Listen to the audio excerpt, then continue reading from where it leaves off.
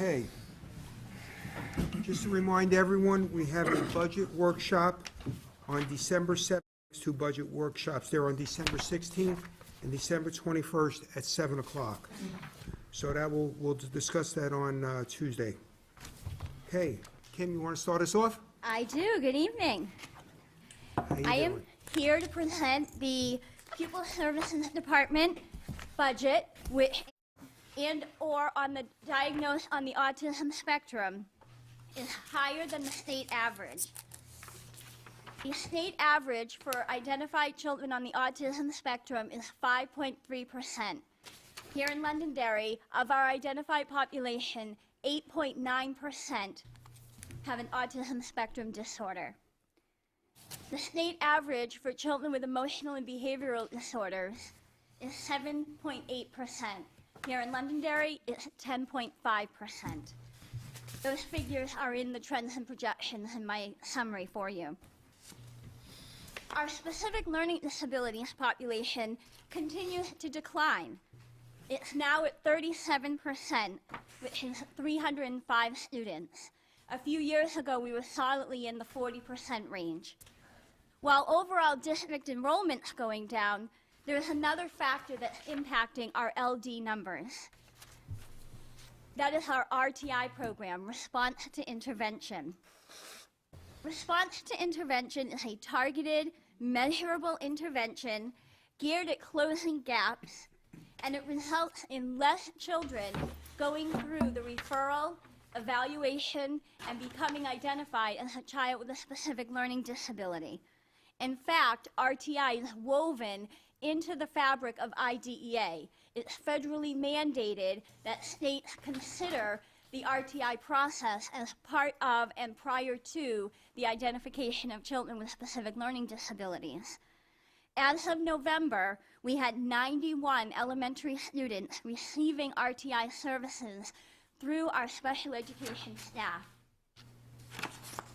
The medical needs of our students continues to become more significant. 19% of our identified population, or 157 students, are living with complex, acute medical diagnoses, which require specialized instruction. The instructional and the therapeutic needs, as well as the augmentative supports that are required to educate these students, have an impact district-wide. They have a fiscal impact, they have an impact on staffing. Currently, 29 of our students require daily nursing care. A final highlight from the trends and projections that I'd like to bring to your attention is the student population who matriculate through their 21st birthday. In November, you watched a video depicting one strand of our self-contained programming. We offer self-contained programming at the pre-K through 12th grade level for children with cognitive disabilities, on the autism spectrum, and with emotional disabilities. In fact, 11% of the identified population at Londonderry High School right now will stay through their 21st birthday. Many students are at Londonderry High School 6 or 7 years. As part of my budget request, I'm proposing to reallocate one teacher from the ACT program, which currently has 4 teachers, to a new program at Londonderry High School, the Friends 4 program. As has been in our strategic plan the last couple of years and previewed in prior budget requests, fiscal year 2012 will be the first year that this population of our friends will hit Londonderry High School. The program will be an expansion of the Moose Hill district-wide program at Matthew Thornton and Friends 3 program at the middle school for our autistic population requiring intensive, self-contained programming to meet their educational needs. As I said, the first group of friends will be transitioning to the high school throughout the next school year. In addition, to meet the needs of our population that does stay through their 21st birthday, I've also requested an increase in my district-wide professional service budget line. This is outlined in my budget request as well as in the budget analysis that you have in your packet. This increase will allow us to continue to contract with an outside vendor, Work Opportunities, supporting our 19 and 20-year-old population in reaching the transitional goals in their IEP around their community and vocational education needs. These services are a mandate from both federal and state laws governing IDEA. We compared the fiscal impact of using a vendor to doing the program in district or in-house. And as detailed in my budget request on page 447, the $77,000 increase I am requesting would actually yield a cost savings of $30,000 if we were to do the program in-house. This cost savings is directly related to the fact that I would not be able to reallocate one of our ACT teachers because I would need that position to run the community and vocational education component of ACT, and would need to be requesting a Friends 4 teacher, and that through Work Opportunities and the contract that we have, all transportation costs are included. That would not be the case were we to provide this service in-house. And these programs and sites that our vendor takes our children to expand far beyond Londonderry. And so the cost of providing transportation to Bedford, Manchester, Goffstown would be significant, as the children, the closer they get to their 21st birthday, often spend 5 days a week out at these sites. In addition, I am recommending the elimination of 4 special education assistant positions from Londonderry High School. The vendor provides support staffing at all of the off-site locations, and in addition, the 3 remaining ACT teachers would remain in-house, working with the population not off-site, as well as our younger ACT students, and focusing on the in-district programming that they are developing for our 16 to 19-year-olds. They have spent the last 2 years enhancing and developing programs for the 16 and 19-year-old population of these students, where they are working throughout Londonderry. They are visiting community and vocational sites such as the post office, and having in-district jobs both throughout the high school, the district office, and at Matthew Thornton. We have expanded this mandated transition service beyond the ACT program as well. Students in our FLEX program who require this level of intense transition service are also using our outside vendor. I've done projective enrollments for our cognitively impaired and our autistic populations through fiscal year 2026, in case any of you are still going to be around, and I can guarantee that the needs for these programs are still there for the foreseeable future. We will be averaging, after our bubble population in ACT matriculates through 2012, we'll be averaging a minimum of 10 to 12 students in both of those programs at Londonderry High. Cost for the outside vendor will also decrease with enrollment, as we do have that bubble population that I've talked to the board about before, currently at the high school, and that bubble population will be aging out through 2012. And then that population shrinks, and therefore the outside vendor cost would decrease. And speaking of cost savings, on page 415 to 418 in your budget book, you have a breakdown of the cost savings of our in-district special education programs. Including fiscal year 12, these programs have yielded a cost savings of over $30 million. Next year alone, we will save the Londonderry taxpayers $7.1 million through our in-district programs for children with significant disabilities. The fiscal impact of providing special education services is outstanding, but even more important is the ability to allow these children to be educated in their public schools with their peers, their friends, their brothers, and their sisters. On page 419 and 420, I've outlined our transportation costs. We have a multi-year contract with Provider Enterprise. As I outlined in the packet, next year will be our final year of a 5-year contract. We, at that point, have a 2-year good faith negotiation clause in the contract, which we will begin going through that process in the summer with provider, and at that point also go out for proposals for other transportation companies, and I'll be bringing a new proposal to the board sometime during the next school year. We provide transportation to over 100 in-district students during the school year and over 200 students during the summer for our extended school year program, as well as for our out-of-district students. There is a $7,657 increase in this line due to contractual increases for fiscal year 12. We are budgeting $761,570 for transportation costs in FY12. You will note that we did budget for 8 monitors and only 7 buses.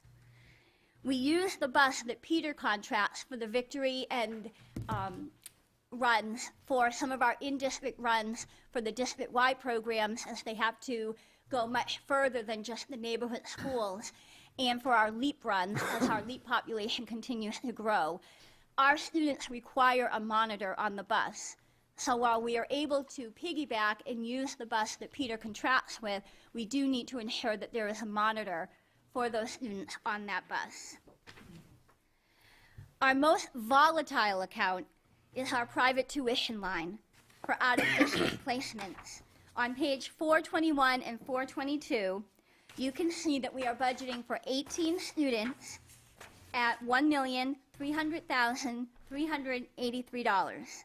It's an increase of $38,922 from the current year budget.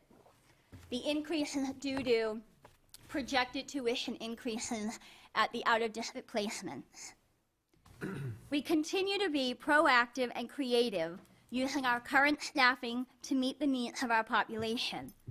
On page 441 to 445, I've shown the reallocation of our assistants, teachers, and therapists based on student needs.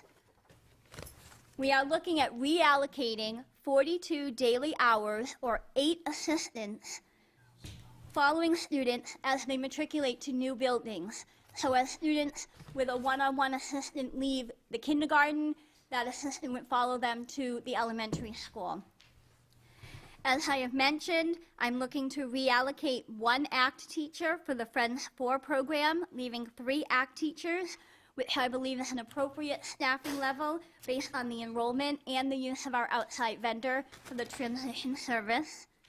And also a .25 speech and language pathologist from North Elementary School to help with the population at the middle school requiring speech and language services. Through budget development discussions with the superintendent, $18,422 worth of equipment requests necessary to support the needs of our educationally disabled population was removed from the fiscal year 12 general fund budget. I will be coming back to ask board approval to use our money to purchase the equipment needed for those students for their programs. I'm fortunate enough to be able to lead an incredible group of dedicated staff who work tirelessly on behalf of Londonderry's children with disabilities.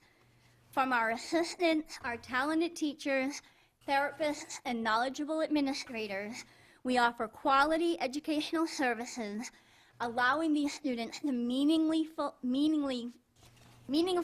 benefit from their individualized education programs. As you've already heard from Nate, the Pupil Service Department is undergoing a reorganization. I am very confident in the administrators behind me, in our elementary assistant principals, and in our special education staff. I believe our new organizational structure will allow for the continuation of exceptional service delivery that Londonderry is known for. And I'd be happy to take questions. Kim, I'll start off. You said 14.1% of our population is special education. 14.4. 14.4. What is the state average? I don't have that with me. We hover around the national average. I can look up New Hampshire. It's in here somewhere, I believe, but. Okay. Let me ask you another question. Someone listening might say, they're taking a teacher and moving it there and they can possibly eliminate it because they don't need it anymore. What would happen to those, how many of those friends, students are moving up, and what would we do with those students if we didn't allocate that teacher? We have 3 friends, 3 students that will be transitioning to the high school. Their needs are at such an intense level that their entire program is direct teaching. They need one-on-one instruction. If I did not have a dedicated teacher available for that program, I would be looking to place those children out of district. The average tuition cost for each of those students is about $80,000. Could Kim describe what the Friends For program is? I know we use a lot of acronyms and names in-house, and just sometimes it's good to step back and spell out what it is. Absolutely. Our Friends 1, 2, 3, and 4 programs are designed to meet the needs of our significantly autistic population. These are students who have very limited communication skills. They are often completely nonverbal and communicate through augmentative communication devices. They require one-on-one support for all their daily living skills, for safety. Their programs focus on building communication skills, regulating their behavior, and being able to sensorily handle their environment. Thank you. Kim, can you please explain why children are spending 6 years in the high school and being here till 21? IDEA, the federal law that governs special education, mandates that children with a disability receive services starting at age 3 through 21 unless they receive a regular high school diploma or refuse services prior. So these students that are staying through 21, the end of their Londonderry school career is really focused on preparing them to be able to live as independently as possible, work in a vocational site, sheltered work environment, and participate in a recreation and leisure program in the community that allows them to have a fulfilled life as an adult. They will not receive any adult support services, fiscally or any other, until they turn 21. So often families, a child might feel like they're ready, they're itching to get out at 19, but there'd be a 2-year gap before any adult service would pick them up. And so those last couple of years are crucial, both in a developmental phase for the children as they transition to adult life, but also because there are no additional services available to them. Thank you. George? Kim, you had mentioned earlier that some of the students that we've got that are identified within the, I believe you call it the autism spectrum, is higher than the state average. And this may be an unfair question, but where's our budget in relation to those programs and those kids in the state average? It's obvious that it doesn't take a brain surgeon or a rocket scientist to figure out that we've got people moving into this community specifically for those. That's the only conclusion I can draw from those numbers. I'm just curious to see where we rate. I suspect it's either equal to or lower than the money that the rest of these places are putting into it, but. Right, I don't have the figures. It would be an figured you interesting comparison. Yeah. Because I know that a lot of our districts across the state, and especially smaller ones who don't have the population that we do, have to send their children out of district at a higher expense.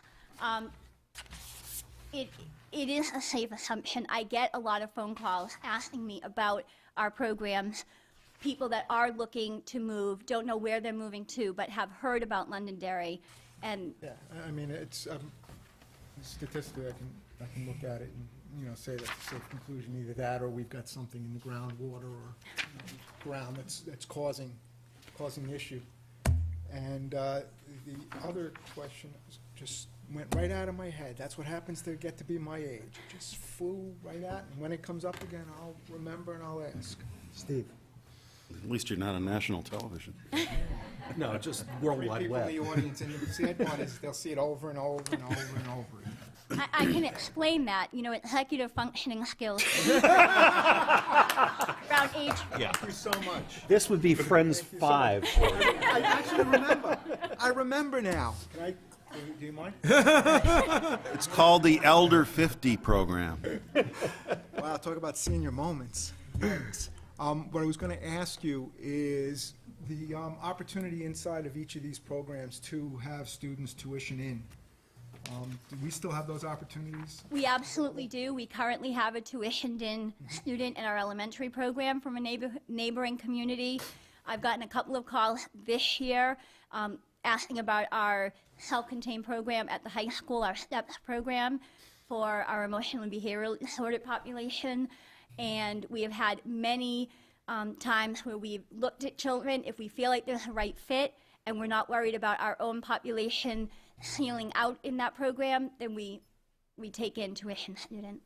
So in addition to that, whatever the number was, $30 million in savings, it's also a revenue generator. It is, yep. This year, about $45,000. Strategically, that's where we want to be. So thank you. You talked about some percentages in the beginning, not to focus in on them, but a number of the percentages seem to be higher. You're comparing us to the state average or the national average, and we seem to be higher. And I'm wondering if some of that isn't simply because we're such a student-rich community. In other words, we have 23% of our population that go to the school system. So are we higher because, and we hear anecdotally people want to move here for our schools, in the band program, and for our special education program. Are the percentages that way, have we normalized them to how student-rich we are? And I don't need an answer, but I think that that's something that would be good to have available to the press and to tell people so that we're not misleading anyone. It's still a statistical average. It's still a percentage of the students in the cohort, in the entire population, so it would definitely normalize.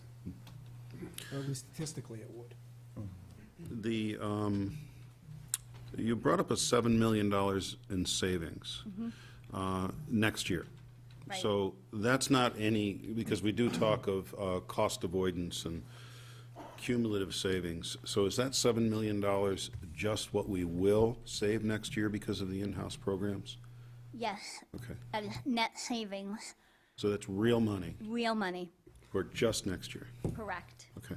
Kim, can you expand on that a little bit? If we didn't have the in-house programs, I'm keep hitting on the same thing, what would you have to do? If we didn't have the in-house programming and the appropriate staffing levels for them, we would be looking at sending these children out of district. We would not be able to meet their educational needs here in Londonderry. I would be looking to tuition them to private schools, both in New Hampshire and in Massachusetts, which come with a hefty tuition bill on top of transportation costs to get them there. Thank you. John? Kim, couple of questions. You talked about the tuition, the out-of-district students, right? And it's at 1.3 million, which comes out to be roughly 72.2 thousand per student. So that's roughly 7x what it currently costs us for what I would consider the rest of our student body per student. Can you explain that a little bit? And, only because if you do the math out on it, it just seems like a very high number, and why is it that way, and why do we do out-of-district and so forth? We do out-of-district placements when, as an educational team, we have felt like we have tried and used all of the resources we have here in district and are still unable to meet the educational needs presented by the child with a disability. And/or we are also obligated to continue to educate a child with a disability if they have worn out their welcome in any of our schools due to disciplinary infractions. So if you are a child on an IEP and have been or would be expelled from any of our schools, we are obligated to continue to educate you. So that kind of leads into the next question I had, which is, if we have to do out of district tuition, why are we paying for it? Okay, so you know, if we have why is the burden not in on the student's parents or the family or what have you? Because it's a legitimate question if you look at it from a taxpayer perspective, right? Absolutely. And why is it that we're paying for that out of district to begin with? IDEA mandates that any child identified as a child with a disability receive what we love acronyms, FAPE, a free and appropriate public education. The key word there being free. So when they are no longer able to attend their neighborhood public school, whether it's because their needs are such at a level of intensity that we cannot meet them, or because of disciplinary infractions, we continue to be mandated by federal and state law to provide that education and therefore pay for it. So it's really an obligation that we have as a town, okay. And in terms of the tuition rate, Right. in-district tuition rates are set by the Department of Education, and it's an extraordinarily complicated formula that takes in all of the costs that the private school has to run their program, prorated by the capacity of students that they are allowed to have in the school, again, set by the Department of Ed. So that's where the tuition rates come from. Massachusetts is also the same. Massachusetts sets those rates, but So we can't shop it, is really what you're saying, right? So- in terms of shopping it, we shop placements in terms of looking at what's most appropriate for the child, Right. but there's no haggling over the tuition rate. Right, that's kind of set. It is, and often when you go to a private school, all of the ancillary services like occupational therapy, speech and language are a la carte. Okay. We've been talking a lot about federal monies and so forth, and with everything going on with the Fed, what do you see looking out, into, would you go up to 16? No, 2026. 26, excuse me. What do you see as far as the Fed monies? Are we going to be losing some federal help there? And when do we expect impacts like that to happen? I do anticipate the IDEA grant, our typical IDEA grant that we get annually, to remain fairly stable. There hasn't been a lot of talk about reducing that. They've never come close to paying the 40% that they said that they would be paying, the federal government would be paying to help offset the cost of IDEA.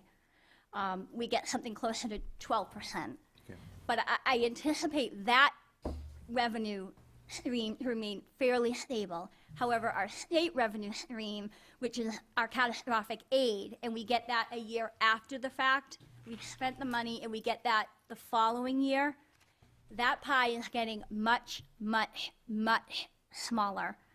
And the Department of Ed is becoming extremely stringent in what they're allowing for costs. And I anticipate that revenue source in the next few years to become harder and harder to get a piece of that pie. And so obviously you're calculating that into your numbers. Yeah. Kim, could you explain to the public how catastrophic aid is calculated for us? Yes.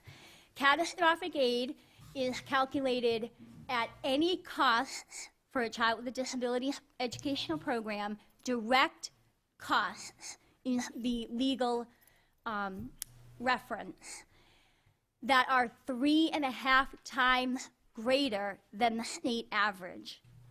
So you take the state average tuition, 3.5 times that amount. Any costs beyond that are then eligible for reimbursement. And for this year, that was $42,000, I think 500 and change. And so for our in-district and out-of-district students whose program costs greater than that amount, we have to submit invoices, and we get a portion of that back reimbursed to us. The state government gives us kind of a target of what to expect. Over the years, that target's gotten smaller and smaller. For this fiscal year, which means last year's expenditures, they told us to expect around 69% of what we would be eligible for. One final question. Again, relative, I know we talked a little bit about the state and how our numbers are relative to the state. How are we relative to the other towns that are around us? I ask this question to a lot of people. What are they doing with their programs, and what are you seeing? I'm sure you talk amongst yourselves. How do we rank relative to them and the programs that they provide versus the programs we provide? We have more intensive in-district programs than our neighbors. Derry is just this year putting into their general fund elementary autism programs. They had been outplacing most of their population. Derry does have in-district programming for their emotional and behaviorally disordered population. Salem has some in-district programming. They have some district-wide at one of their elementary schools. They do not have the level of intensity that Londonderry does. And, I mean, for size, those are two that are pretty easy to compare to. Merrimack, which is similar in size, has some in-district programs. The state law that governs special education, RSA 186C, was added to about a year ago, and there was incentives put into 186C for districts to really begin to build in-district programming and not have to send children out of district just because they didn't have the staffing or the programming for those children. So more and more districts are looking at bringing in programs in-house. So the logical assumption you could make there is that they're spending large amounts of money to the tune of something larger than that $1.3 million. I can absolutely guarantee you that our neighboring communities' out-of-district tuition lines are much higher than Londonderry's. Thank you. First off, Kim, excellent presentation. I just wanted to say that. Are we more generous than other towns in terms of the out-of-district placements we do make? Is it easier to get Londonderry to pay for a student to go to Crotched Mountain or something like that than it might be in another town? No, it is not. It would be unethical of me or any of our staff at a team meeting to look for the easy way out. We are legally mandated to look at the least restrictive environment, which starts in the regular education inclusionary class. A continuum that we literally have to look through, and out of district is at the very end of that. So to jump from A to M or A to Z would be inappropriate. And so we really, as an IEP team, which includes parents, look at all of the options and try all of the options prior to making that determination. So then it probably wouldn't be valid, or true rather, to suspect that people might move to Londonderry because of the leniency that we have in placing kids in distant schools. No, and to that point, John, I can tell you I received a phone call about a month ago from a family considering looking at Londonderry. Their child was currently outplaced, and in my general conversation with them, I said we'd be starting to look at our in-district programs. That's where we start. We have the programs here. We want to educate our kids in our neighborhood schools, and that would be the beginning point of our conversation. That leads to the second point, and this is probably rhetorical. I don't have an answer to it. I don't expect anybody would. But there is always the question of whether the quality of our special ed programs, like the quality of our general ed programs, draw students or families to come to Londonderry. But I guess the alternative is, even if we could prove that that was happening, what can we do about it? I mean, would the solution be to ratchet down the quality of programs that we have here already so that they don't attract new students? I mean, I know that's not the answer, but I can't think of another one. obviously, there's a fiscal impact when people look to move for good programming, but I'm not easy to please, and I'm very proud of our programming. And if a byproduct of that is that people are drawn to Londonderry, that's a byproduct of it that's out of my control, but I would never look to decrease the quality of what we offer. Okay, thank you. I got just one other thing. This is for the public. On the school board, we often go into our 91A sessions and we head off to the back room, and a lot of our responsibilities occur back there. And this issue is often that. And I'd just like to bring up a extremely hypothetical case to illustrate it and to illustrate the responsibilities that we have and the costs that we have. And I'm going to compare regular education students to special education students. This is not a case that's occurred, nor do I expect it to occur, so kids don't do what I'm going to say. Oh, God. But let's say we have student A, Nate, and student A is a regular education student who sets off a smoke bomb in the school, and student A then gets into a fight with one of the assistant principals trying to mitigate the situation. What's likely to happen to student A, who happens to be 15 years old? Two things would probably happen. That student would either wind up with a long-term suspension in excess of 20 days or half a year or 180 days, or, depending on which assistant principal he picked on, could wind up being expelled. If in fact that was the case with a regular ed student, I think I understand where you're going with this. The school, once that disciplinary action is taken, the school district has no obligation legally to provide any educational services or programs for that child. And would the student be able to go to any other school in the state of New Hampshire? They, Public? public school, if they were expelled, the answer is no. Okay. If it's long-term suspension and they move to another community, that school might accept them after, but an expulsion in the state of New Hampshire means that you cannot attend another school in the state of New Hampshire. So at age 15, our responsibility is over for that student. That's correct. Student B is in the school, and they happen to be a student that's receiving pupil services. To decode that for those of us that have been in the system longer, that would be a special education student. Student B does exactly the same thing, but they have an IEP and they're a special education student. What would, and they're the same age 15, what would happen to them?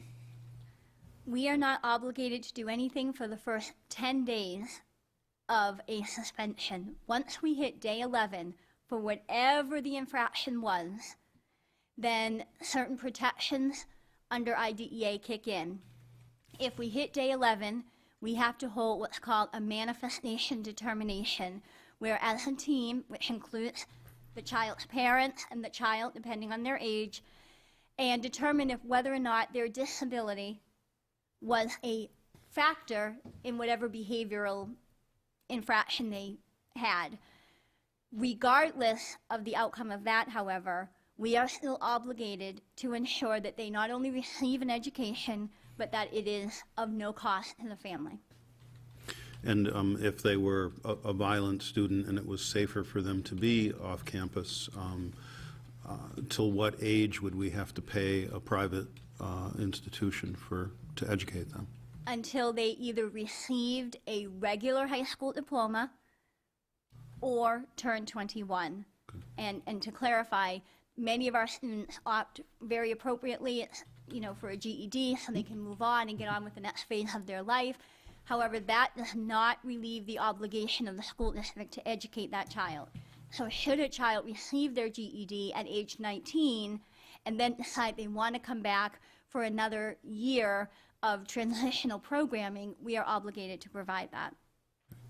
So what I was trying to illustrate here is we had two students, one in the special education program or pupil services, and one in the regular education track.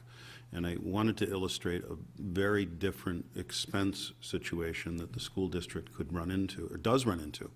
Not that we could run into, because we do.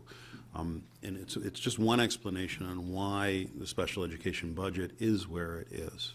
I think it's important, without knowing the names of student A or student B, or situations that may be occurring, that it's important for people to understand that those are costs that we, the court, will mandate and that we have to pay. Thank you.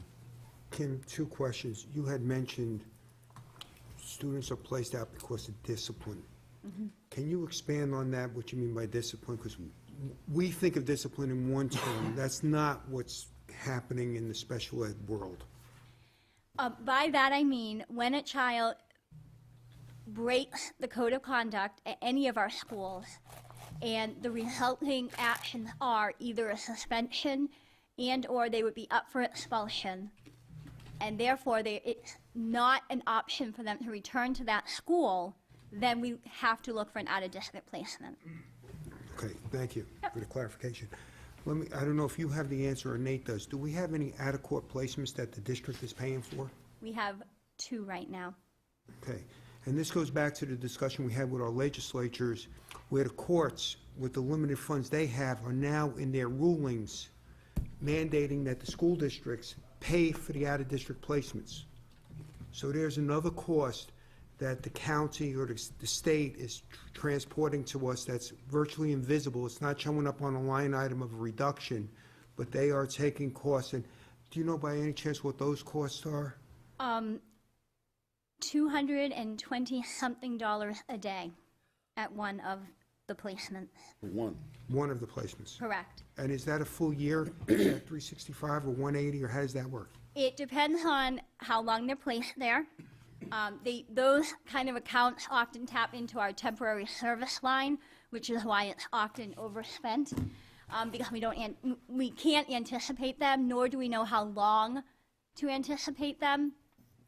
If the child is a child who would receive extended school year programming, then yes, we continue to be billed throughout the summer. Interestingly, though, to go on your point, Ron, that also includes some regular education students when they are hospitalized, and also special education students when they are incarcerated. Right. We continue to be obligated to pay for their educational service. So, Does anybody else get the feeling the whole system is just pancaking? I just wanted to make sure that we brought out those points. Is there anything else from the board before I turn it over? Budget Committee. Lisa? Yeah, hi.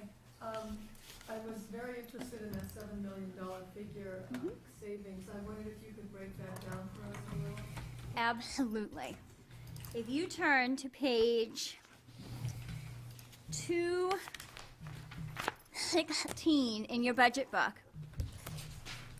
you'll see the 7-year overview of that broken down. It's broken down by program. I take the actual enrollment in that program in the year that I'm figuring out, and I look at what out-of-district placements would I be looking to send each individual child. What was the page again? Kim, it's 460. 416, sorry.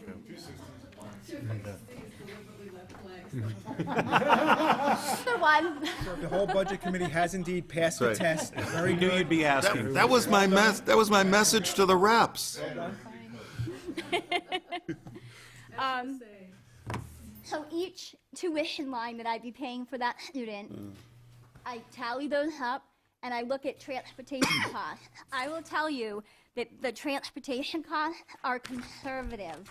I went on the assumption that I would be sending like 6 or 8 of my students to the same school and therefore could put them on the same bus, which is not usually the reality. But I went with that conservative number for transportation. Then I deduct the entire cost of our in-district staffing, our teachers and our support staff, the assistants. I take their full cost deduct that from the tuition and the transportation to come up with our net savings for each program and each child currently enrolled in the program. It's an impressive number. Thank you. Yep. Todd? Yes, on the overall budget, the increase, and I'm just kind of looking at page 450, for those of you who want to take a look. Under, two questions, under psychological counseling, at the line just below that. Yep. Is an increase, it looks like from last year's budget to this year's budget, I think you touched on it. Yep. And what was the major driver for that, and how confident are you in the need for that much of an increase? I'm 100% confident. When I was doing my 2026 projections, I took our current population who would be accessing that outside vendor for transitional service, and I took them all the way out through their 21st birthday, all the way out to 2018, which is how I also know that that will decrease. So I'm 100% confident in needing the service and the cost for it. There you go. John? It's not a budget question, Kim, but I'm just intrigued by that hypothetical that Steve gave. If you have a child that's receiving pupil services, he pulls a knife on another student, you can't expel that student? We can expel that student, and in fact, there are 3 reasons why we can change a placement without parental consent. If that child causes serious bodily harm, that would be one of those. However, with the expulsion, we must still place them somewhere to be educated and pay for that. I was just, and that's what I thought as an answer. I just thought Yep. the public safety, the safety of the students Correct. obviously trumps the IDA, I would think. Correct. But we still have to pay for them. Right, And we right. still have to place them. Right, no, I. Yeah. Presumably in a place that's going to have better ability to manage the issues. Yes, and keep people safe. Yeah. So when Nate said that you expel somebody, we have no further obligation. We can expel them from our system, just not from the roles of In, obligation. in New Hampshire, expulsion basically means you are no longer allowed to attend school on infinitum, all right? Each year, somebody can apply to come back if they want. Suspension has a finite period of time to it, 10 days, 20 days. When Jay was in school, he was suspended for 45 days, I think he told me once. When we are in a position where we're put in a position where we have to expel a special ed student, we expel them from, in a sense, our property. Right. And even if their parents moved to another community, they couldn't attend, quote-unquote, that public school. However, it does not obviate us from the responsibility under IDEA and the state statutes to provide a free and appropriate education. So the only option at that point then becomes a private placement, for lack of a better term. So even though the student is, quote-unquote, expelled from our premises in this case, we are still responsible for providing that education. In some cases, that's $70,000, $80,000 a year, if not more, and you include transportation in it. And as Kim has clearly said, up until they're 21 or they receive a diploma at another facility. Does that require there be a determination that the disability is tied to the misconduct at issue? I'll get to the fine points. In that case, it does not matter whether or not the behavior was a manifestation of that student's disability. All right? In other words, if the youngster did something wrong as a result of their disability, or did something wrong that was not a result of the disability, it's a moot point if that child is going to be expelled or the suspension is more than 10 days. You still have to provide programming. Where it can become interesting from a disciplinary point of view is on a short-term suspension. or something that could be 20 days, let's say, which is a shorter term, if it is a manifestation of that child's disability, there are different actions that we have to take based on the fact that it was a manifestation of that youngster's disability. So let me give you something really simple, and it's really easy. Let's say we have a youngster who is developmentally disabled and walking down the hallway, and because of that developmental disability cannot understand the consequences of pulling a fire alarm and evacuating the entire high school. Now, if that was a regular ed student, out you go. If it's a situation like that, we'd say, you shouldn't do that, and we're gonna have to explain why, or work with that child, or in some cases, make sure the aide walks between the child and the wall and does not allow the child to get near the fire alarm, right? Whereas you could have a different situation where a youngster was coded, walked down the high school hallway, and for giggles, pulled the fire alarm. That action was not a manifestation of their disability. That was just a manifestation of being stupid. Therefore, we would take a certain action different than the one we had taken previously for the other youngster I described. Thank you. You're welcome. Any other questions for the Budget Committee? Kim, I'm going to ask you one more question. Londonderry only transports their special ed students in their buses and doesn't just uses Londonderry students on their buses or provider? For our out-of-district children? Out-of-district place? No, not necessarily. If I can get a lower rate by sharing that bus with a Derry going up to Concord, then we have a ride-share option which lowers our costs. So we share it, and that's another way that you're trying to save money is by sharing the rides to, if Pratchett Mountain, if Derry had a student there, we would Correct. probably share that bus there and share the cost of the bus. Absolutely. Okay. Any other questions from the Budget Committee?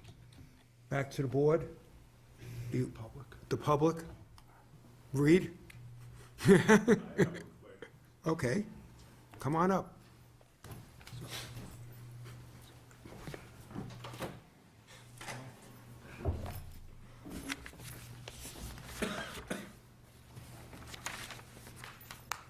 How did you happen to pick me? Well, if I look in the audience, you're in. Oh, I am the audience? You're the only public. Am I the only audience? I can't You are the only, find you are the only public. You're it. it. Oh, I see. Okay. So they're all gonna blame me now for saying we should go to the public. Yeah, you said something. We don't expect that. Oh, okay. All right. I'm curious, you said Fed's giving you 12%. Correct. Thank you.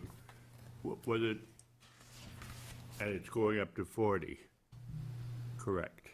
No, they promised That's what, 40. it's going up to 40. That's what they promised, yeah. Okay, was it 10 last year, and 9.5? In other words, has it been going up to 12, or has it been 12 all the time? It's been 12. It has not gone up. Your tax dollars at rest. Can't you write a letter to the congressman? No, I mean, it seems to me it should go up even a little bit every year. And that's what one of my interviews with the possible president was a few years ago. He said, it'll go up like, it may not go up like this, but it'll go up like this. And I said, okay, thank you. But it hasn't, has it? No, and for full disclosure, the ARA money that we were allowed for last year and this year doubled our amount. So one could argue we got 24%, but that was one moment in time and not anticipated to be repeated. But let's go back on the ARA money. What could it not do? It cannot supplant, so it can only be used to buy unanticipated or additional services.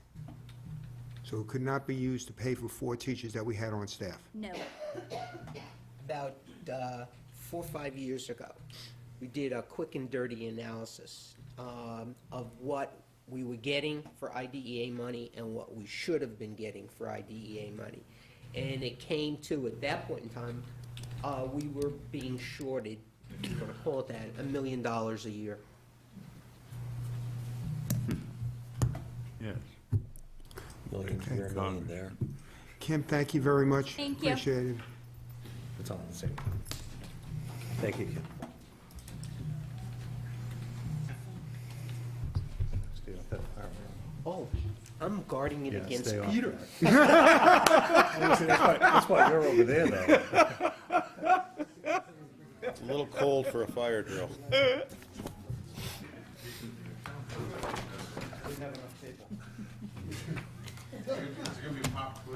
Yes, absolutely. All the trees that are and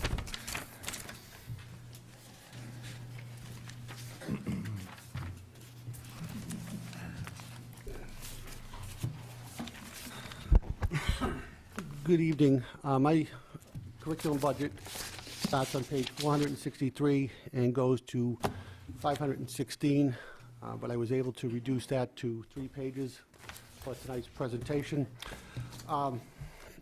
Last year's budget for fiscal 2011 was $461,054. This year, we're proposing for 2012, $394,924, which is a reduction of $66,130 or 14%. The major 2 reasons for that reduction are, one, simply the economics. When you're looking at $66,000, you're looking at a teacher, and a teacher is much more valuable in the relationship business that we're in than a simple textbook, because the teacher makes the textbook come alive. The second area is, for those of you who aren't aware, the federal government is looking at new Common Core standards. Those Common Core standards are still being dissected, and those standards will probably have a major impact on textbooks. So for the next few years, we need to be very prudent at what we look at purchasing if we purchase anything district-wide, because they will be changing rapidly to meet the new core standards if they are passed. I broke my budget down into a few sections. The first one was the improvement of instruction. That portion represents 78% of my budget, or $308,854.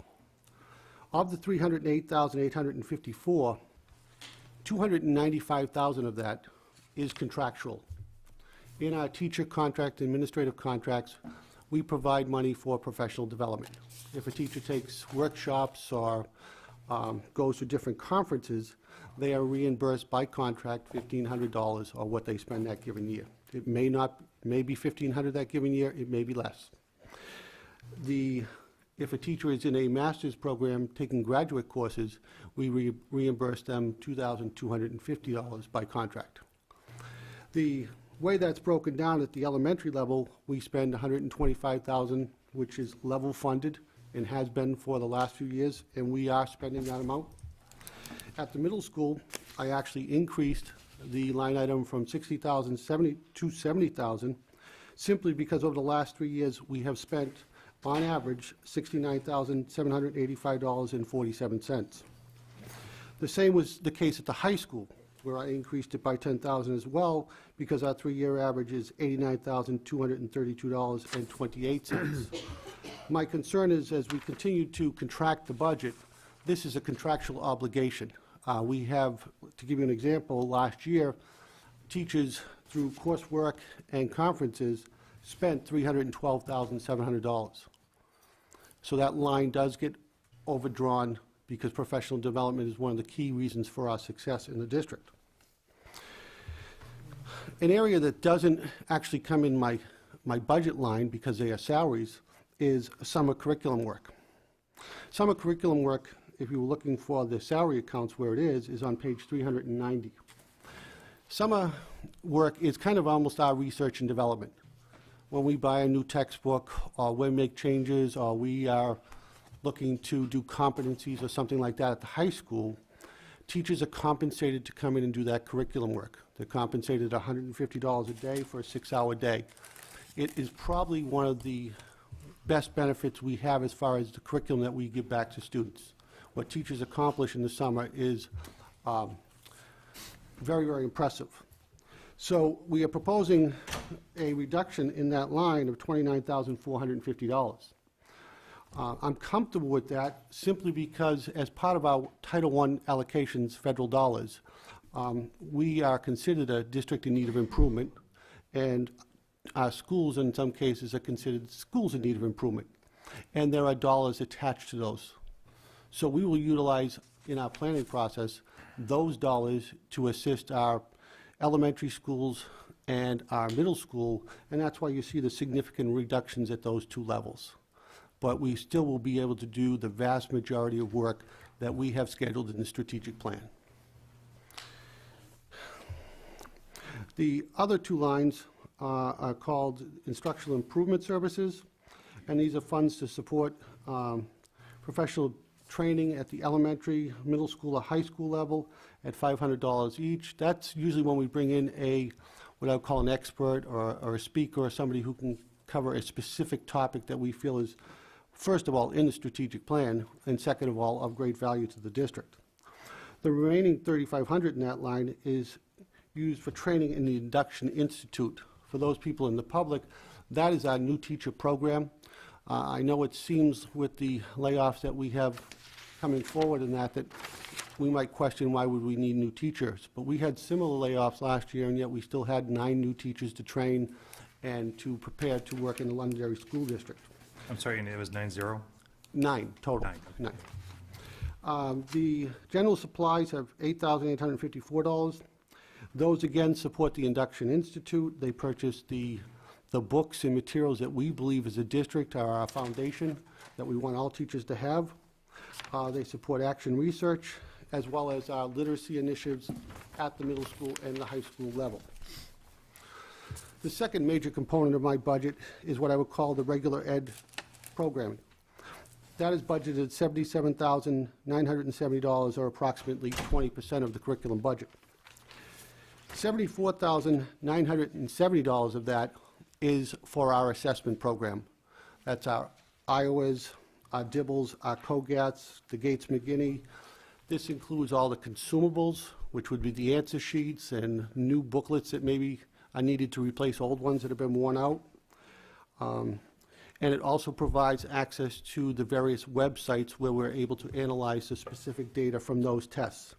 That is a 5% increase in that line item, and that is mainly due to the cost of the consumables.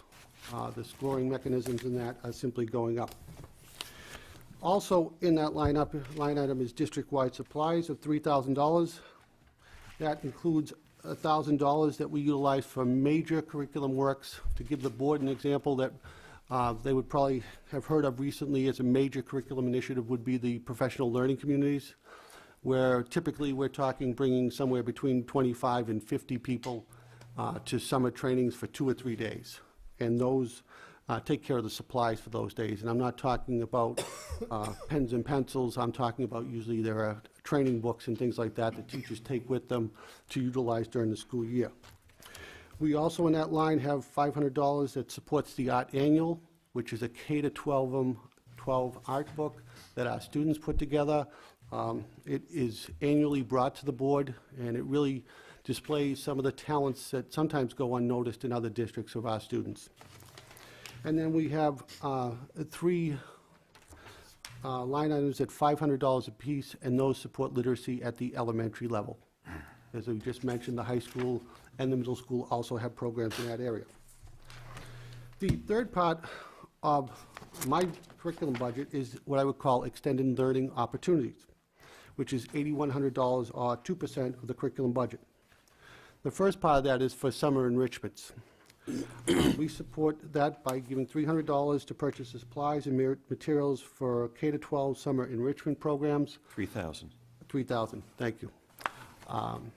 We had just a wealth of offering last summer with, over 250 kids participating.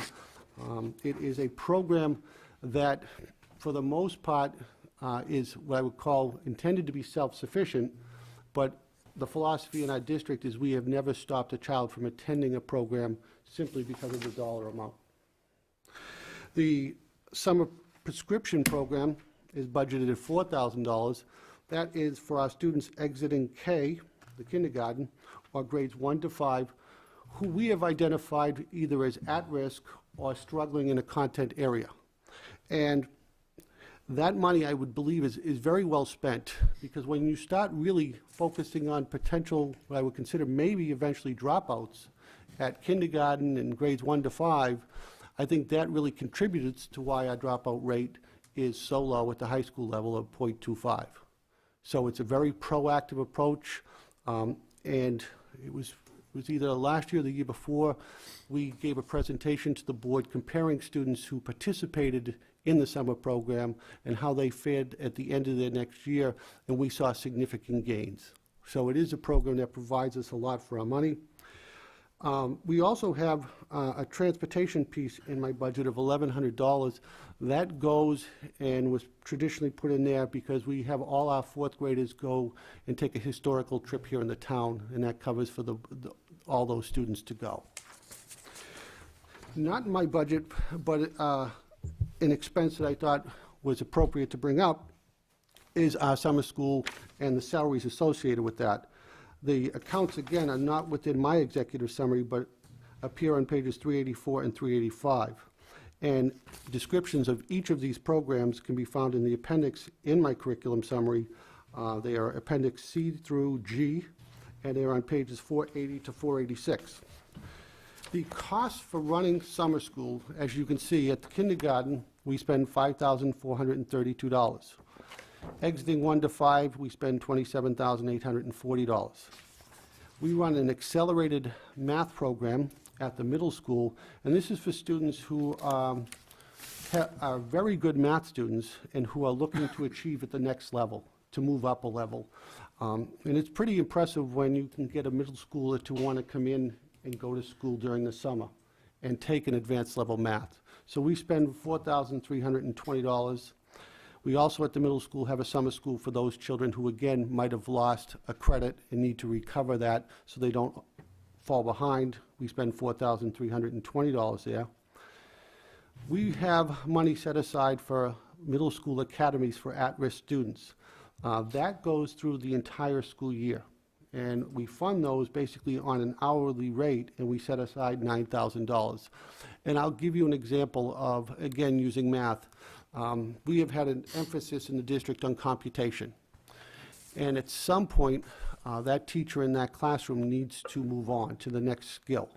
But at the same time, it's imperative that the student who didn't get that skill is able to achieve that skill. So we set up what we call academies, which run either before school or after school. They run to address a particular skill.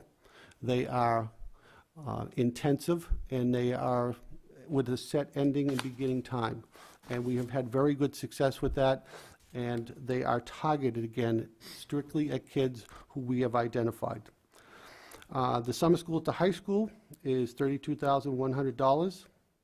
And again, those are for students who are trying to make up credits and graduate on time in many instances.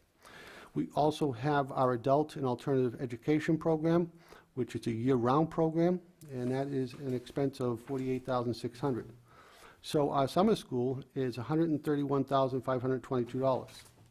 We do have tuitions that we do charge, but again, I want to emphasize, we don't stop somebody from attending because of money. At the elementary level, we bring in $4,160. At the middle school level, we bring in $1,050. At the high school, we bring in $15,747.50. And our summer enrichment program brings in $11,328. So when we subtract the revenue from expenses, we're spending just under $100,000 for our summer school. But I think really this $100,000 does a lot to assist our children in achieving their success at the high school level. Also, as part of my responsibilities, I oversee the special curriculum department district-wide. So in my executive summary, you see that budgeted at $23,500. Conferences and travel make up $5,500. That is not for the staff. That provides funding support for our Destination Imagination teams. It provides training for the judges for those competitions, and assists the teams that reach the globals with some of those costs. Now, we have reduced that support by 50% in 2010, but those kids come to the board, they show us on a yearly basis their presentations, and it's again one of those opportunities that we as a district have decided is a priority. The gifted and talented supplies line at the elementary level is $6,000. Again, that is for all 3 schools and all the kids in the KEY program, which is more of a language arts-based program, as well as our math enrichment. One of the greatest costs in there is the testing again. The Allstat and the TOMAGs are the tests we use for entry into those programs. And the materials and the consumables and that is the driving cost of the majority of that. At the middle school, the Gifted and Talented program is $7,000. Funds are utilized to purchase books, materials, resources, and kits for in-class and pull-out enrichment activities in the areas of math and science. To give you an example, a science kit for a student who's working significantly above grade level, usually 2 years above grade level, is going to cost the district approximately $1,000. After the purchase of that kit, you're going to have, again, the consumable piece. In a lot of cases, as we joke about, bugs, to get a new shipment of crickets that come in alive, is going to cost you some money, and sometimes, those crickets don't arrive in the correct state, and you have to get a whole nother order of crickets. But it's an expensive process, but when you sit down and actually watch these kids who are tomorrow's scientists, the kids that are going to go on and hopefully do wonderful things in the area of medicine and science that will make all our lives better. And then lastly is the Gifted and Talented dues and fees, which is a district-wide fee of $5,000. It supports, again, the Destination Imagination membership for their teams, the American Math Competition, the Math Olympiad, the Thinking Cap Quiz Bowl registrations, the Geography Bee, and the Spelling Bee, and a host of other competitions. These are competitions that our children participate on a yearly basis. They do quite well. We have had very successful students go on, at the middle school level and the elementary levels and represent the district. I can say to the board that the budget I am presenting will allow us to continue to move forward with the curriculum items that are in the strategic plan. It does tighten our belts a little, but I can assure you that the teachers in this district are still going to deliver a top-notch service and curriculum to kids with the funding that's available. And I would take any questions you may have. I'll start off real quick. Yep. Andy, when you speak about the summer curriculum work, and someone from the outside might say, well, you can eliminate that for a year. Can you explain to the public why that is not possible? And I think last night's discussions is part of that, the whole thing. I'll use the initiative we discussed last night at the Curriculum Committee, which is the professional learning communities. The state standards, the national standards, but more importantly, the Londonderry standards need to be continually looked at and updated to meet the needs of our students. In order to do that, we need to bring educators together from our 3 buildings, or our middle school and our high school, to have professional discussions around the area's curriculum. Sometimes that is a result of the purchase of a new textbook series, but right now it's a result of teachers wanting to deliver the best possible services for students. And in my office, I have copies of summer work for every single thing that we paid for last year. The way it works is teachers have to put in a request of what they would like to do. They have to convince me why this is good for kids and how kids are going to have an instructional benefit next year. If they are granted the day, they then have to produce the work over that day. And that work is directly going to impact students next year. We're not having fluff discussions about something that might occur. This is the changing of lessons, the revamping of lessons. Some cases, it's training on technology, the new smart boards. It could be the student response system. And so it's really geared to each of our levels. And it's age appropriate, but it, in one sense, when I say we're going to spend $25,000, I can honestly assure the community and the board that what we're getting back is worth every single penny we're spending. And yes, we've cut that more than half, but we can do what we need to do this summer to keep ourselves running on that money because of the Dinny and city money that's available. If we were to not fund that, we would still make progress because of the people we have sitting in those classrooms across the street. They are fabulous professional educators, but at the same time, whenever we take a step back, there is a cost because those children are in front of us next year. You know, some students get lucky and take the second or third grade multiple times, but that's not the goal here in Londonderry.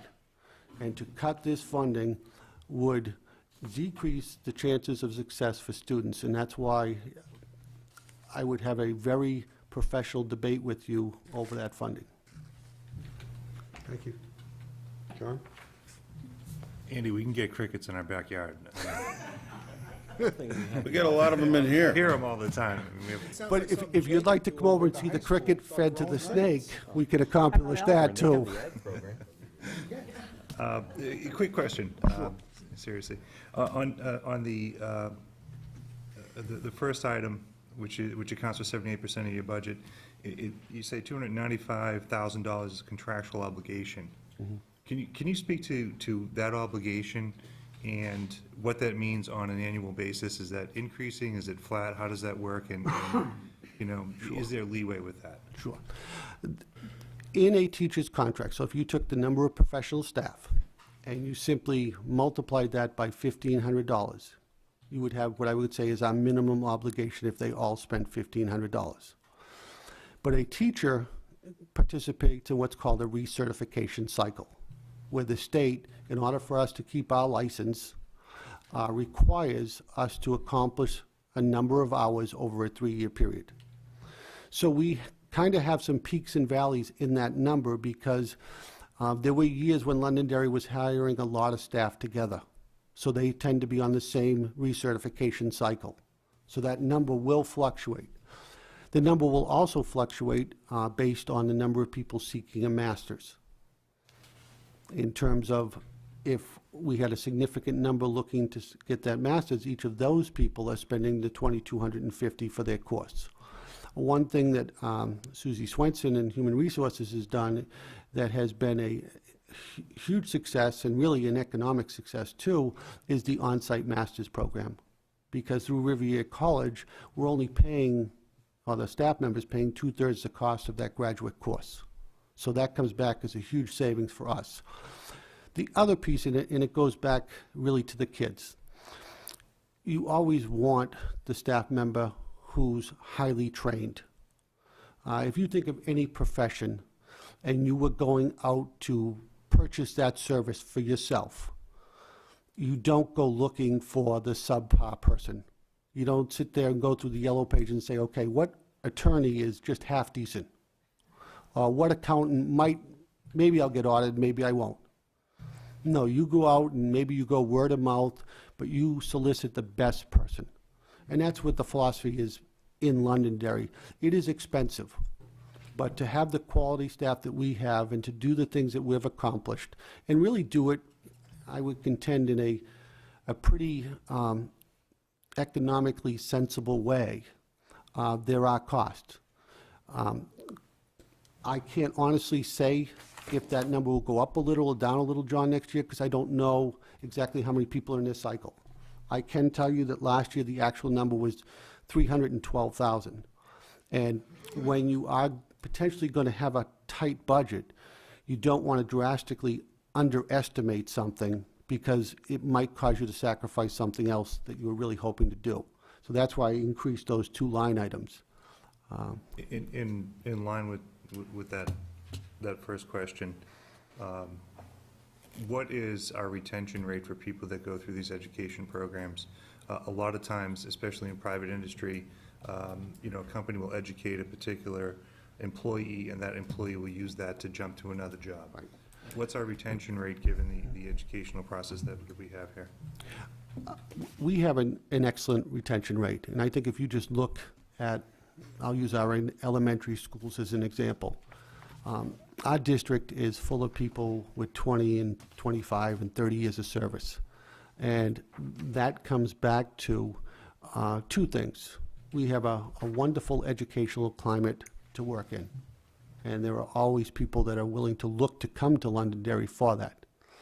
The second piece is we value them as professionals, and that's one of the reasons we have that contractual obligation for the ongoing professional development.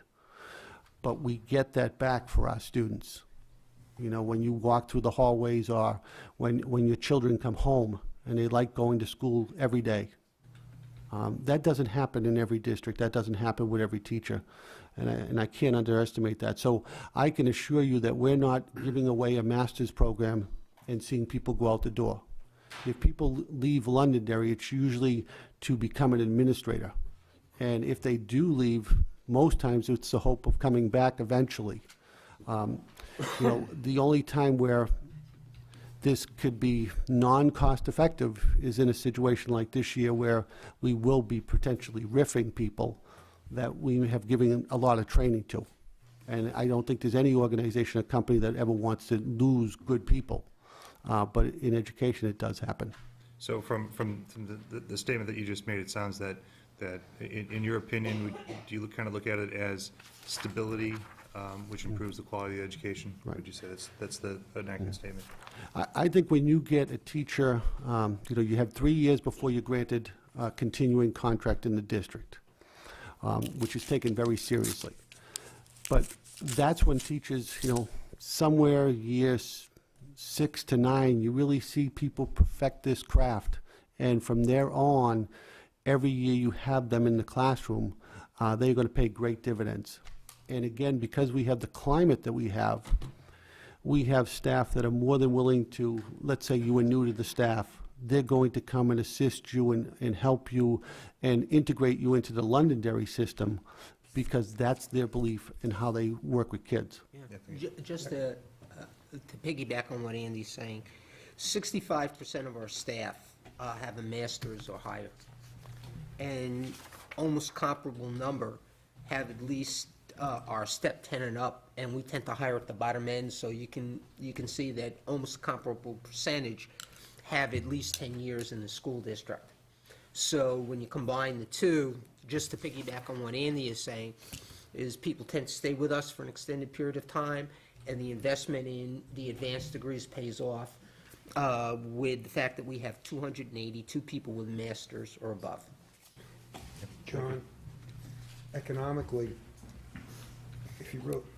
the way I look at it is when we start giving out, when we have classes of people taking masters in our school district, that's a good thing. That means there's teachers there that are probably under the 10 years on the cheaper end of the scale, because they don't have it. You're not going to get the people, most of the people that are at 15 years or 12 years in the district have it. I view this more as an insurance marker to ensure the quality of the education throughout, as long as we're not seeing these people, leave, or we have high attrition once we educate them. That doesn't seem to be the case.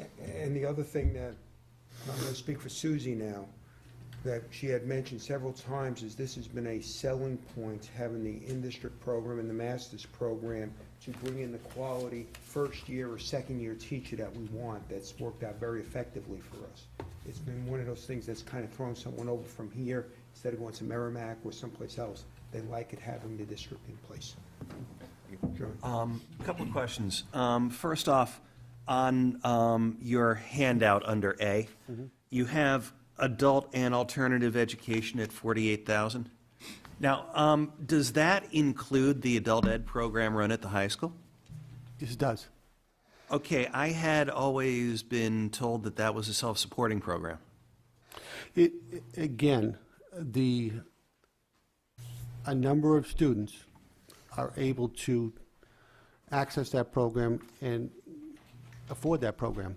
But again, in Londonderry, we have never denied somebody access with a financial piece. Yeah, we also get $51,000 in an adult ed grant from the Okay. state to help Right, and to that's- offset the cost. So what is the impact to the actual taxpayer of the evening and day adult ed program at the high school? Well, to use Nate's point, if you take the $51,000 of revenue that would not be in my budget or in the salaries account, and you add that to the amount that we do bring in and generate in revenue of the $15,747, it really does become self-sufficient. Now, on the question of the master's program, for full disclosure purposes, my wife got a master's degree while she was teaching here in Londonderry. $2,250 a year, was it? Mm-hmm. Okay, what does a master's course cost? The contract that. Oh, no, I understand the contract. I'm asking what it costs to take a course Yeah, at graduate level in a master's program. Well, I was going to tell you how we. Oh, arrived I'm at it. sorry. We, during negotiations, found the cost of one course at the University of New Hampshire, one 3-credit course, which is $2,250. So there are some master's degree programs, courses that are a little less than that, but we went with the University of New Hampshire for contractual purposes. And if somebody took one course a year for a master's degree, how long would it take them to get a master's? One course a year? 13, 14 years. Yeah. So it's reasonable to think that the teachers themselves are probably paying for at least one course a year at the same time? Correct. Okay. I think the benefit is you get about 1.5 courses through the Riviera program. And there is actually, in your mind, a benefit to these in-service training programs and master's programs in terms of classroom delivery? Absolutely. This isn't just something that the teachers' union held a gun to our heads and said, you have to give us this or we're going to go out on strike. I can honestly say, as somebody who sat in the graduate school chair, what is being talked about, what is being discussed in classes, and there was a class last night where we had a curriculum committee, there was one of our classes is being offered. Those teachers are being trained in the latest practices in education, and they are being given strategies that are preparing them to educate students for the 21st century and to be successful in college. So I don't think they're just sitting there to get a pay raise. Nate, when was the last time the teachers went on strike in Londonderry? It's illegal to strike in New Hampshire. Okay, the reason I'm asking these questions, knowing most of the answers, is I just hear so often about how teachers are in it for the money and the benefits and things like that, and the all-powerful unions forcing us to pay things that we really don't want to pay. And it turns out there's actual value to the district and the students in having some of these things done? Absolutely, and just on that note, as Ron and John can tell you, we had a curriculum coordinating council meeting last night, and conservatively, we had 20 teachers there, and they're not getting compensated for that. They show up to discuss curriculum because it's good for kids. Okay, that's just my little stand-up routine for the night. Any questions? Budget Committee? John? Andy, do we have students come from out of district to take summer programs? We have some students, we have an agreement that I'm aware of with the Litchfield School District, but when they come in, they're covering their costs for their students. Okay, I'm just wondering if we had unfilled chairs in a class that's going to be held anyway, whether there's an opportunity to bring in some revenue there. I think Greg Warren at the high school does that when he can. Okay. And when there's accessibility. Summer schools are pretty much offered by most of our neighboring community for students who have lost credit with the intent of trying to get our students in all area schools to graduate on time. I was just thinking, because a couple folks on the committee mentioned that, you know, people are drawn to the school system because of its good reputation, and summer school probably is no exception. We can absolutely look at that, Okay, thanks. We do tuition. yeah. I'm watching Jay back Yeah. there like a bobblehead going. Okay, great. Any other questions from the budget? Lisa? Yeah, I just wanted to give you an opportunity to talk a little bit about the special student programs like Destination Imagination. Maybe you could give us a minute or two on how those programs are going, how well the students are doing? The district has a wealth of programs. I'll use robotics as an example, Destination Imagination, where students find their niche. When we have Destination Imagination teams come here, it always amazes me when I sit in the back and you'll see a group of 4 or 5 kids who met in the 2nd grade and now are competing as juniors and seniors, and they're going to be lifelong friends. And those parents and those kids have come together. And there is some fees in those programs, but I should have also mentioned the number of parents who volunteer. They're 1 and 2 nights a week, and as they get closer to competition, are there every night of the week, providing these opportunities for our kids. And these, again, are some of our most creative thinkers.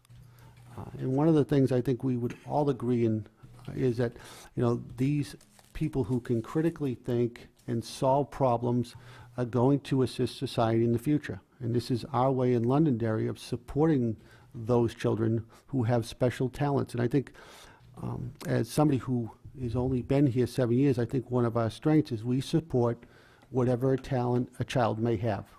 And we do everything we can through the budget to provide multiple opportunities for those children to find a place in our district. And once they find their place, they're going to achieve educational success. And I think that was affirmed for us recently when we had the NEAS committee come in. And their comments about basically that every community should have the aspects and the dedication that Londonderry had. And I'm paraphrasing. But for a lot of us in that room, it kind of gave us goosebumps because this is what we do every day. And for somebody to tell us you're getting it right is a wonderful, wonderful thing. Great, thank you. Any other questions from the audience? Budget committee again? The audience raised their hand. The audience, raise your hand. I thought you stretched. Yes. Before you go on. Distraction. Okay. Anything else from the board? Seeing none? Okay, Nate, anything? Do I have it? No, sir. I'd just like to wish everybody a very nice weekend. Reed, your turn. We're here on Tuesday. Remember the concerts at the middle school on Saturday. That's correct.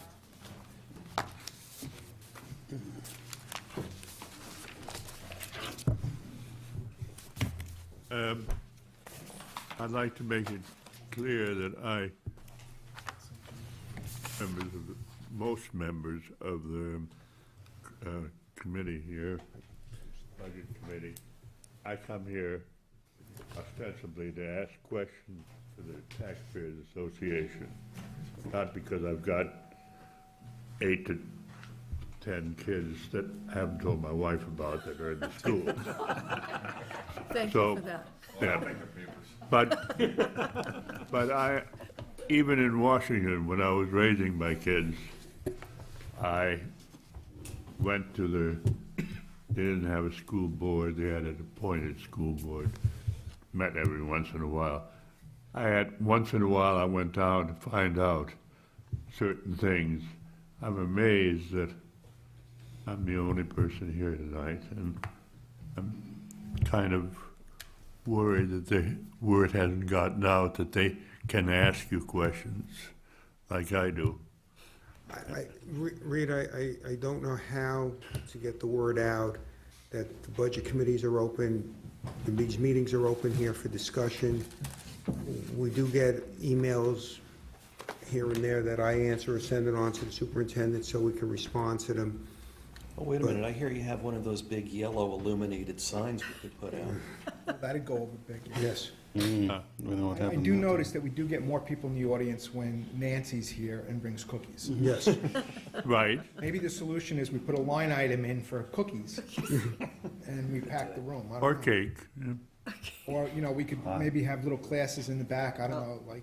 To that knitting end, or curling Nancy or will something be like here that. next Tuesday. All right, Nancy's here, She's here next cookies Tuesday. on Tuesday, and you're not here. That's twice now. That's twice. The last time I wasn't here either. Yeah, Okay. the last time I was, and it was 3 days after surgery. That was fun. Thank you for letting me make No, the yeah, comment. thank you, I just don't know how to do it. Thank you for coming. Thank you, Reed, we appreciate it. Okay, seeing no, may I have a motion to adjourn? Second? Second. All those in favor say aye? Aye. Okay, thank you very much. Motion by George and second by the new